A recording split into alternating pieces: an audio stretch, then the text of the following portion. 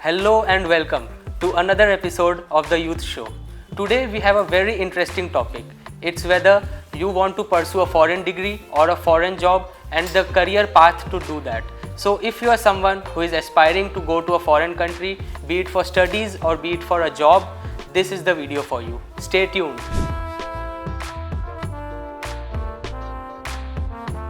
A lot of our viewers are confused as to do employers abroad usually value Indian engineering degrees, or should they add more certifications or licensing for those countries?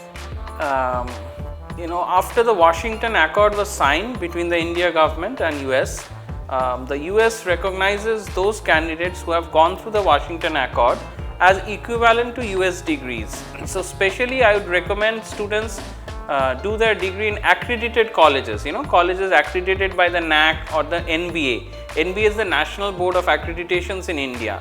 So those kind of colleges have a international standard. So from their institutions, after bachelor's, students can directly go to abroad for getting equivalence. However, the 3-year bachelor degree, which is now phased out in India, but in the past that was the standard for BSc degrees and BBA degrees and BCom degrees. So for those you go abroad and you have to do a 1 or 2 year bridge course. Sometimes from that you have to do a master's level with a 1 year bridge course to have the equivalent of 4-year bachelor's degree. So then after that, when you do the masters, then you graduate, then you are considered equivalent. In my case, I did my masters in Canada and I did my 4-year bachelor's degree in technology, BTech in technology in India, and then I went to Canada, University of British Columbia, and they completely gave they counted all my credits in my bachelor's degree for studying in masters. And after master's degree, I immediately joined a big telecom firm in Canada, and they gave complete recognition to my 4-year degree in India and then 2-year degree, master's degree in Canada. So from my experience, I can tell you that in India, if the degree is accredited, then you have no problem. But of course, in foreign countries, they see the knowledge. Just having paper degree is not so useful. So one must be very conversant in communication skills and in technical skills.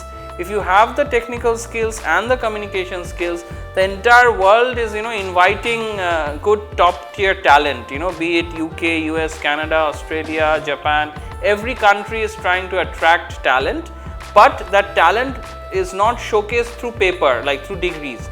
The talent is showcased through actually having those technical skills, be it coding skills or analysis skills, and of course communication skills matter a lot, and that's where many people, many students fall back. I mean they fall behind because they have the strong technical skills but they cannot communicate. So when they cannot communicate, the interviewer at front thinks that they don't have the knowledge. That's why they are not able to fluently communicate properly.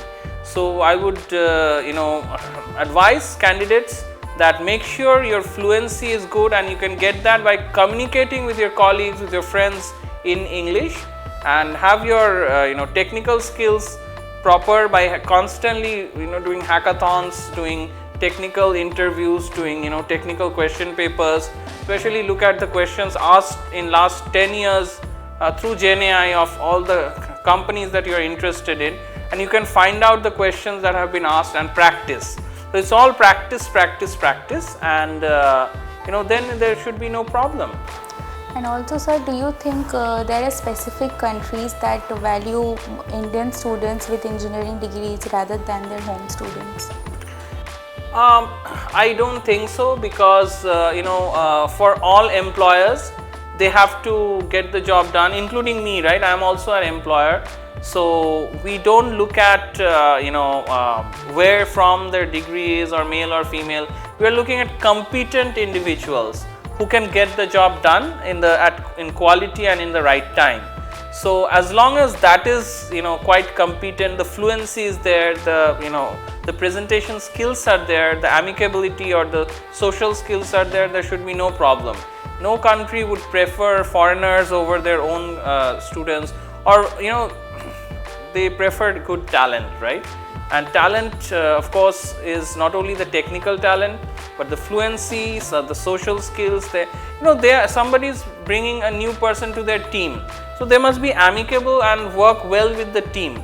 So this is also somewhere sometimes some candidates are rejected because they are too self-centered, they are not team players but too individual players. So that also is a major cause for rejections in interviews. Thank you, sir, for your insightful answer. Thank you, and don't forget to keep watching. Like, share and subscribe, especially if you find our content useful. Share it with all your friends and colleagues so that they can also get the benefit. And if you subscribe to our page, then we can bypass the YouTube algorithm and keep bringing quality content to you. Thank you so much.